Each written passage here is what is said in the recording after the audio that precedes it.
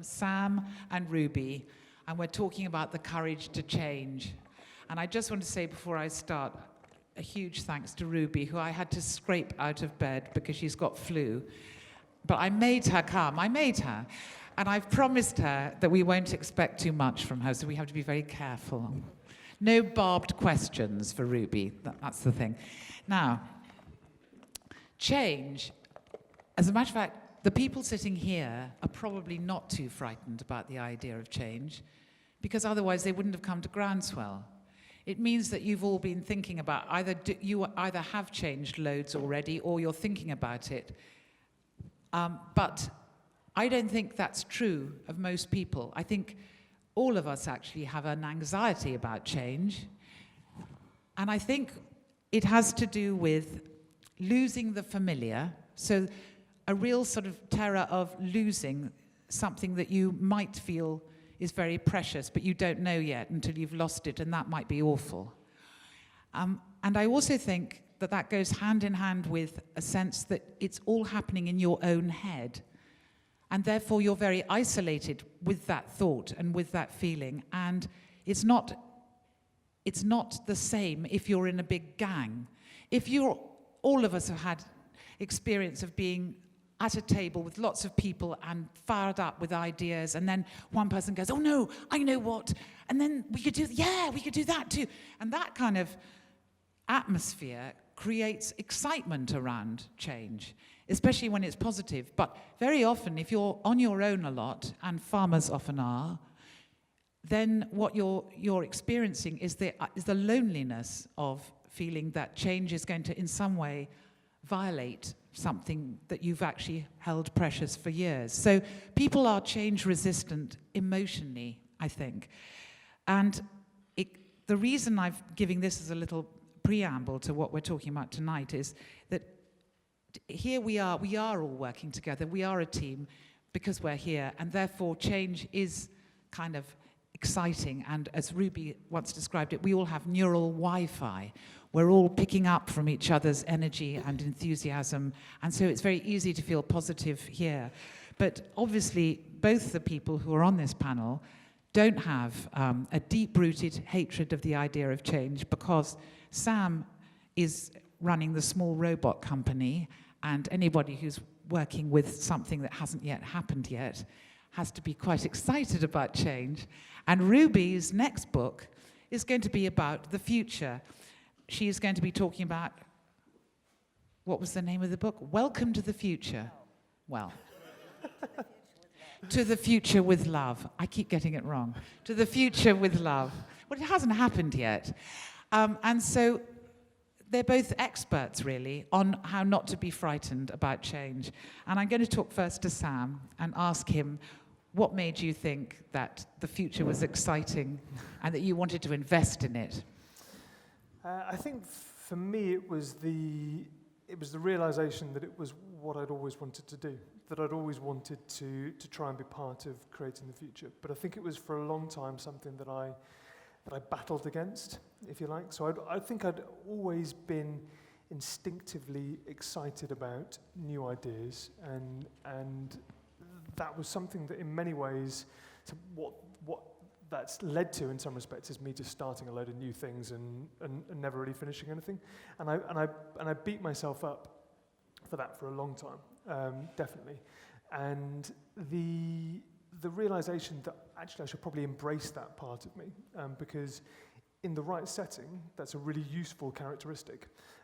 And so it took me a long time to get there, but it was that made me think, you know what, I think there is something that could be different and could be exciting about the future of farming, and I think I could be part of trying to make that happen. So did you find people to do it with you? Did you find a team? Yeah, quite quickly.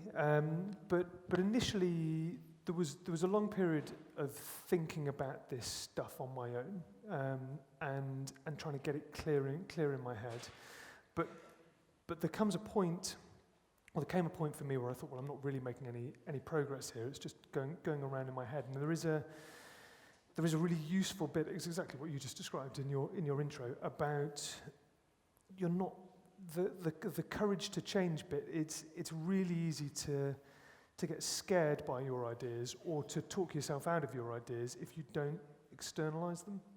So if you don't share that, just the initial idea in its really early concept stage with other people, it's quite easy for you to kill it in your own head, because you just think, well, it's not going to happen because of this, and this. And then you just go, oh, it's a stupid idea. I'll forget about it. So you're editing your own thoughts as you go. Do you do that? Do you do that, Ruby? Do you edit your Everybody does it. I mean, it's part of human nature is to say, I can't do it. I'm not supposed to do it. I'm a failure. I mean, I've been doing a show for 14 years. And in the second half, the audience stand up. And we pretty much have this similar soundtrack going on, whether you're a farmer, whether you're a trapeze artist, is that there's a reason. I wrote a book about it, why we have these negative thoughts. Because we're supposed to think humans are perfect. You know, and we whip ourselves when we're not. And the idea of perfection is a really interesting one, because that's the other big error that would-be entrepreneurs or people who are trying to create change make, is that they try and perfect the idea. So they write endless business plans and they just get it absolutely perfect before they share it with the outside world. Well, the bit that I learned and that I got right with Small Robot Company was before it was perfect, well before it was perfect, it's probably not perfect now, I just got in front of other farmers and just talked about it and just aired the idea, talked through what do you like about this, what don't you like about this, and then actually you get a load of obstacles back. You get a load of negativity as well. What's their biggest fear then? The farmer's biggest fear? Yeah, because it's the fear that stops change. Yeah, it's... With robotics specifically, or with change? With change. And then, obviously, we want to know what the robots look like. We want pictures. Yeah. If you can all see my phone, I can show you on my phone. The biggest fear is what happens to me, I suppose. I have defined myself within these parameters, and one of the biggest challenges that we have to farmers is that your role might look different. How you think about yourself, how you think about your farm might look different in the future, and that's a big challenge. And but the world, everybody has that.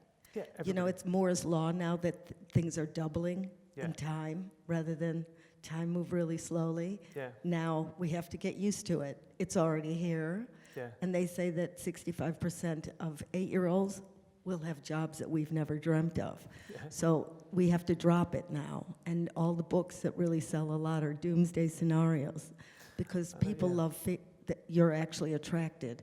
People like getting together because something's not right, and everybody's war is probably our happiest time. Well, people do say that they really are so happy. We have a point, but everybody's going to have to change their label, whether you like it or not. And if you're angry, you're not going to make it. Yeah, and I think that's a really tricky thing for farmers, because a lot of the influence is from your family, and if you're growing up on a farm, it's natural to think, my career is going to look exactly the same as my dad's. It's going to look exactly the same as my grandfather, and it's not. It could look completely different. And if you think, well, you become redundant. That's the biggest fear. Yeah. But what is it, like 80% of the jobs that are around now are going to be gone. Yeah. By the time your kids grow up. So probably farmers. Well, no. Bye. I like how you're saying it so quietly in case they hear. Calm down. Not true. There's a list. There's a list. I'm not saying they'll be replaced. I'm saying they have to get another identity. Absolutely. Yeah. Yeah. So what do you picture? Sorry, I'm taking over. Sorry. So I picture a future where farmers become much more in touch with what they're uniquely able to do as human beings. I like the thing that you wrote about. We've become like machines. I'm misquoting you probably, but technology is in some respects made us become as though we are machines. And I think nowhere is that more true than in farming, where we only think about efficiency, we only think about scale, and we only think about how can I shave a few percentage points here and save a few costs there. and we do a load of stuff as farmers that we're not uniquely able to do as human beings. And I think what new technology could enable is a huge amount of freedom of time for the farmer to reconnect with what that is. And exactly what that looks like is going to vary from farmer to farmer. But in broad terms, I think farmers need to become more entrepreneurial. And I define an entrepreneur as someone who's able to take a resource from a lower level of productivity to a higher level of productivity. And the most important resource you have is yourself and your own time. And this technology is going to enable you to take a load of time that you were spending in an activity that was actually fairly unproductive to something that is much more productive. But we've got to become much more attuned to the market. I know this has been a focus of the conference in other talks, where we've got to become much more willing to adapt, much more focused on the customer, and trying to really produce something that people want, and also trying to produce something that's going to have an impact beyond ourselves and beyond the farm. And all of that stuff is, some farmers are doing it, but they're very much in a minority. And actually, a lot of the people at this conference are people who are already engaging in that sort of stuff. But again, to talk about the broader industry, I think there's a huge amount of opportunity to change the way that they think about themselves. And can I just ask, because what we were talking about before, when you were talking about doing it when it's in your own head, the message tends to be negative. There's a reason for that, Rube. In the last book you wrote and in the show, you talk about why your brain goes to the negative. Can you remember enough without the crick? Can I bounce No, something? I mean, I don't want to take it too off-piste. No, but it isn't off-piste. It's interesting. Well, suddenly I'm going from farming to evolution. Yeah. No, but why I we are wrote a like book that. It's about it's interesting because it's nice to know why our brains work like that. Why Well, again, everything that all our habits now were based on hundreds of thousands of years ago. What was really good for our survival then is what's making us, well, disconnected now. So, for example, back then we had to look around, because what's a snake, what's a stick, what's safe, what's dangerous. So we always had to kind of look over, all animals do it, they have this. Then when we got language, we started to translate those feelings, and they came out as, oh my God, I'm gonna fail, this is never gonna work. Because our propensity is, they say, because they've done research on it, and again, it makes me feel good because then I don't feel so alone, is that approximately out of five thoughts, 4 are negative. Somebody said that we're Teflon for positive thoughts and Velcro for negative ones. So for everybody, what you're talking about is a universal concept. We have to change our mindset. Everybody does. I mean, this is what I study. It's not just about saying lay down your tools. It's saying, well, what's a human? Yeah. What are you without your tools? But don't kid yourself, from the beginning of time, when we picked up a spear, we're helpless as humans. We don't have sharp teeth or claws or venom. So we've always needed extensions of ourselves. With a spear, everything is an extension. And then a telephone, and then a missile. And it was inevitable that we were going to come up with technology to make our voice heard all the way around the world. I mean, the radio was going to happen. Yeah. People go, oh my God, what are we going to do about technology? But it didn't land in your garden like a meteorite. It's here, and it's only going to go faster. So humans should now, this is my area, concentrate on what it is to be human. What's your mission on Earth? So far we've lived, and that's the way it is, and part of it's okay, is to make money. Okay, who's going to let go first? Who's going to say, okay, I'm doing this for the good of mankind? Because we've been saying this since the beginning of time. Yeah. Except when you had to plow and eat and die. That was an emergency. So we live in a world now. Nothing's an emergency. It's in our mind. Our thoughts make it an emergency. So this is a much bigger concept than just farming. No offense. But the world is nuts, not just, people of a certain occupation. I think that's really interesting. I think it's particularly relevant to farming, and maybe in some ways we're still acting as though we're in emergency survival mode, and maybe we need to move ourselves up Maslow's hierarchy a bit, and think, we're already there, really. If you're sitting in this room, you're already pretty much at the top of Maslow's hierarchy. So then it becomes... Tell them what Maslow's hierarchy is. Well, I can't remember all of them. Can you remember? It's a pyramid of survival needs. Yeah, it's Pyramid a triangle. Of needs, yeah. So it's food, shelter, Yeah. comfort. It goes to the top, and then unity, community. As you're fed, as you're sheltered. Yeah. Eventually it becomes flying business, Yeah. then a private jet, then your own television show. It keeps going. And again, man was made to survive, and that meant killing anybody in your way. That's our propensity, and now we have to look for ways to understand that we have this reptilian brain, but that we also have a higher brain that can cool the engine, that can say, whoa, whoa, whoa, wait a minute. This is how, it's like a broken machine. Yeah. It doesn't work completely, but I'm going to use the bits that do work. But as I said to you before, if you ask a farmer, what do you want to do in 5 years, many of them would say, I just want to keep farming, which is a survival instinct. But the other thing he said is, now's the time for us to ask, what is my mission on earth? And I don't think many farmers can really answer that question. But nobody can. No, it's not just farmers. We're talking about humanity. I think it's a scary question. It is, though. He's right. It is because my father did it, and my father's father. Nobody was a comedian in my life, so take it or leave it. Yeah, but the other potentially negative thing I just wanted to check in about farming is that you can end up living someone else's story. So you can end up, your purpose is to not let your dad down.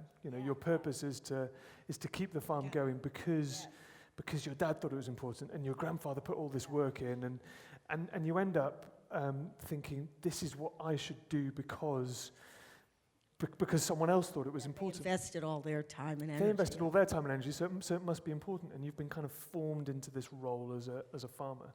Well, there's a chance now for people to rethink that potentially, and to stop and go, okay, what is it that I want to do as an individual, and to actually separate that from what is it that the farm wants to do, and that is another thing that I think technology can help us to move towards, because they are distinct things. So if we, the team, are going to move forward in a bouncy way, I was saying earlier, I think it's like Winnie the Pooh, where you have Tigger and Eeyore, and the world is divided into Eeyores and Tiggers.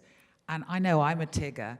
And in any team, you'll find there are Tiggers, and they're the bouncy ones who go, no, honestly, it'll be fantastic. I can imagine it'll be fine. And then you need the Eeyores, because I remember when I set up one thing, my partner in this project was exactly like me, and that's very common. You were saying it happened to you too.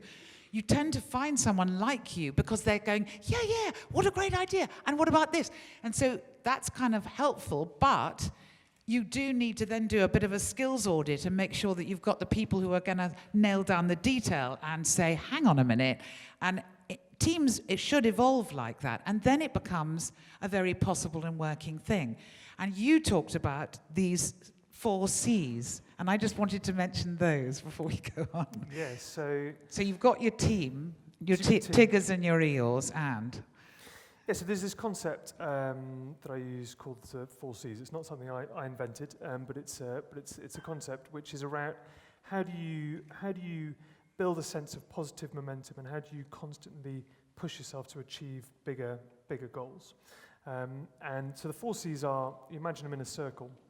Starting at the top is commitment, and then courage, and then capability, and then confidence. And capability and confidence come at the end of the process. And this is when we talk about the courage to change. This is what I immediately thought of, because we say to ourselves, well, I'd love to change, but I don't have the capability. I don't have the skills. I don't know how to do it. Or I'd love to change, but I don't have the confidence. I'm not sure if I can do it. Well, unfortunately, those things come at the end of the process. The very first thing you've got to do is commit to the change, and you've got to do that internally, but much more valuably, you've got to commit externally. So if you commit publicly, and publicly might just be to your wife or your kids or to your business partner. It doesn't have to be, on a stage in front of hundreds of people. But you commit to something, and then you go through this period of courage. And courage, you think that courage would be a really positive thing, but actually courage often feels pretty horrible because you don't know how you're going to do it.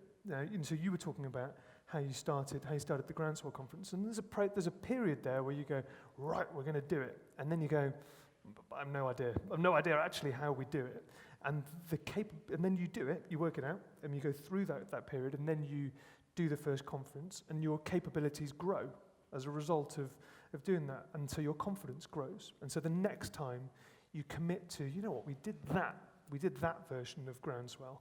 Next year, it's going to be even bigger, and it's going to be even better. And we're going to do these new things, and because you've got that confidence, you then commit to a new thing, and then you go, oh God, I don't know, we're never going to be able to do this new bigger version of Groundswell. But it becomes a self-perpetuating cycle. But it all starts with the commitment, and this is where it becomes the need to externalize it is so important, and the need to build a team around you is so important as well, because if it's just in your own head, then you talk yourself out of it. I haven't got the capabilities, I haven't got the confidence, nothing happens. Not this year. I'll do it next year. Not this year, I'll do it next year, exactly. Yeah. Okay, so building teams is good. I'm going to ask the audience now for some feedback, because I think you should be leading the conversation from this point. So what are you all thinking about this? Do you identify as Tiggers or Eeyores? Put up your hand if you think you're a Tigger. Okay, now put up your hand. Take your hands down, Tiggers. Now put up your hand if you're Eeyores. It's kind of fairly even. What did Piglet do? Held everyone's hand and was cute. Okay, who is Piglet?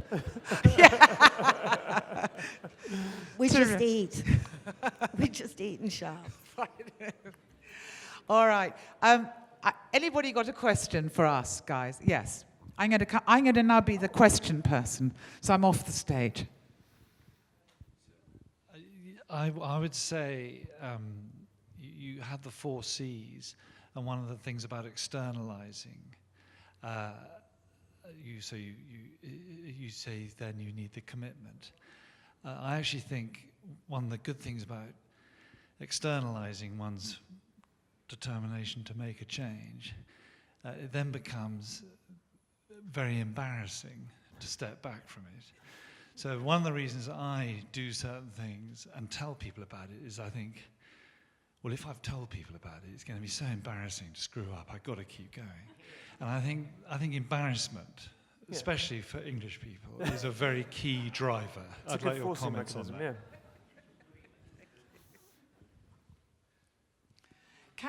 Can we have your comment, Sam, on embarrassment as a key driver?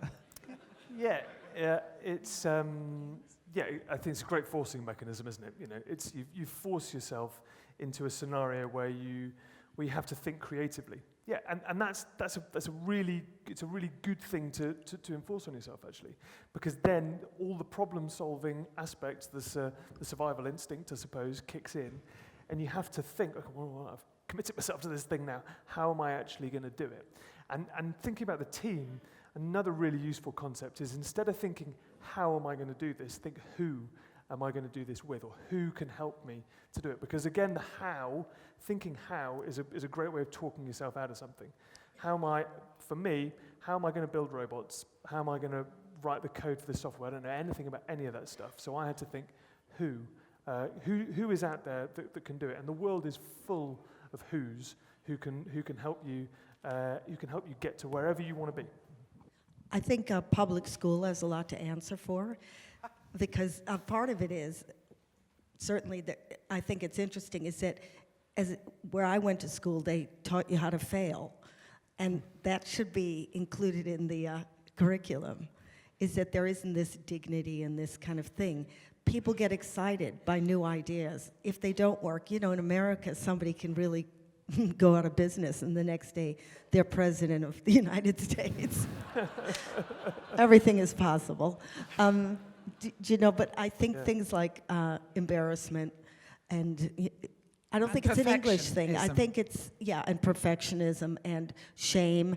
I mean, again, those are human traits. There's a reason why we had them. We needed to feel shame because in the past, when you didn't feel you were pulling your weight, you would pull it for the sake of the tribe. And everybody flourished. Of course, now we're all working alone, so we assume we've done something wrong, and there's nothing you can do about it because it's global now. So again, understand those are feelings, but you don't have to obey them. People love people who think out of the box, and believe me, the people who will go to Harvard or Oxford and will be paid the most in 20 years will be the out-of-the-box thinkers. And the people that take care of other people, I hope they make more money than any other occupation, than bankers. Any bankers in here? You know, again, you wonder what to do with your time. Take care of somebody. Yeah. Yeah, solve other people's problems. Yeah. Well, you know, people need help, you know, older people or people that aren't well. We can start little committees where you pull up the underdog, but that's not even on the agenda yet. Of course, we are able now to form tribes in a way we never could before with the advent of the World Wide Web, and we can talk to each other. And farmers are still physically isolated from each other, but now there's Farmers Forum and things. I know John, my husband, is never off the Farmers Forum. It drives me nuts. But so he's talking to somebody in Canada about blackgrass or something. But the point is, you are actually it is possible to connect very easily with each other now, and we just have to find the forums or fora in order to do it successfully. And an interesting thing there is, I think, it's becoming much more possible to connect with other people who share your mindset. And as you said, so your husband's talking to... So it'll be Embarrassment Anonymous. They'll have meetings for people who are addicted to embarrassment. But there's being English or being American, I think, is becoming less important. Yeah. No, I hate when people say this, you know, we all are human, really. There's just as many embarrassed Americans. Oh, question here. It's not a question, it's more a disagreement. You say we're all human, but I think cultural scripting is such an important thing that there will be different cultural scripts if we're British, American, if we're farmers, if we live in the towns. You know, so I think it is... Yeah, we're tribes, cultural scripts within our tribes. But fundamentally, there is, we do feel fear, and we do feel the basics, sadness and anxiety, underneath it all. Oh, well, they're natural human emotions that we've all that's got. all I'm saying. Of course, genetics and culture and everything, schooling, differentiate us. But that's not really, I think we really have to start saying, uniting a little bit and saying, okay, I'm going to be brave and get over it. There's somebody here. Hang on. I mean, that's not helping to say, I'm this, I'm that. You know, that's why we have wars. People say, mine is the best. I think the them and us has to stop, that differentiation. Yeah, a takeaway line you've given me already is that negative thoughts are like Velcro and positive thoughts are like Teflon. Because I do volcanic rock dust, and somebody brought out a video about it, about how it is a scam, and I was just horrified what a positive feedback he got to the negative video. There was nothing of any substance in his video, of course. I mean, I've got a video that's out there that's got 4,000 hits. He got 4,000 hits in a week, and I think you must find that as well, that whilst this change, where somebody puts something negative, people, Velcro, pow, they're on it. Is that what you find? Well, yes, I think so. That would actually develop into the idea that the media we're much more excited by bad news stories than good news stories. So, I mean, the reason I'm even writing a book called The Future with Love is, as humans, not occupations or culture. I really can't speak for Tibetans, but you know, the West. We're caught in this net of fear. And it's our fear of, it's not stress, it's stress about stress. Because there's so many, the advertisers, the way they get you to buy something is they say, here's what you're lacking, and if you get this, you'll be happier. So again, and the news only shows you bad news. It's 24 hours worth of news shows. So we are in a culture of fear. So don't blame yourself. We're feeding off of it. The reason I'm writing a book called To the Future with Love is if we don't start looking at the green shoots now, like what he's trying to do without going, oh, it'll never work. It will never work. Whatever your mindset is who you are. So, stick it out. Know that everybody's terrified no matter what their job is. And there's a few people that are natural-born optimists, but basically, we're being rained on by the same information. Ruby, there's a question here from Tim. I've noticed when I've gone through change that after the sort of initial elation and excitement of making that change and it all working, that there's often a big pit that we get into emotionally and with enthusiasm and all the rest of it. And how do people deal with that? And do we ought to actually accept that it's there and talk about it and bring it out in the open instead of being afraid of it and hiding from it? Well, you see, again, what do we define as failure? This has nothing to do with what we're at today, but I might as well say it. I started something called Frazzled Cafes, which is in partnership with Marks and Spencer's, and it's up and down the country. And it's exactly for that purpose, is that human beings, they're not crazy. They're just human. They get together and they can be honest with each other. And they can speak, from the, everybody wants to be heard, and everybody wants to be cared for. And if you don't admit that, or, you need a place where you can all meet, whether it's online or whatever. Failure is never being honest about how you feel. Never. And people like you. I hate people that go, yeah, everything's great. I really like somebody to say, you know what, it's not going so well. This is not all the time, but humans want a little bit of honesty. I guess, though, in being a male and stuff, it's not good to say things are going badly. So maybe just get a group of friends who don't mind saying that, just so you have some feedback. But you're not alone. Believe me, most people here go high and then they go low. That's the emotional palette. Something I've found has really helped me has been journaling. So it's literally just trying to focus on the positive. It's a way, I suppose, of having a positive conversation with yourself. So I try, I don't do it every day, but I try every day to write down the positive things that have happened, and never. I'm very strict. Never write down anything negative, because the thing with goals is that we can convince ourselves that we've never quite got there, and you can beat yourself up always about the stuff that you haven't achieved, rather than focusing on the stuff that you have achieved. And I've found that, because I've absolutely had exactly the same experience as that, Tim, where you set yourself up for a big goal, you achieve it, or you think you achieve it, but actually then you start to talk to yourself negatively about, yeah, but it wasn't quite as I initially imagined it would be. And I think it's really important to measure yourself backwards rather than measure yourself forwards all the time. Because measuring yourself backwards, you can go, well, actually, this was really good. And yeah, it wasn't exactly what I thought it was going to be, but this was a really good thing, rather than always measuring yourself from forwards for what you have yet to achieve. For me, that's really worked. A couple of minutes a night, just do that.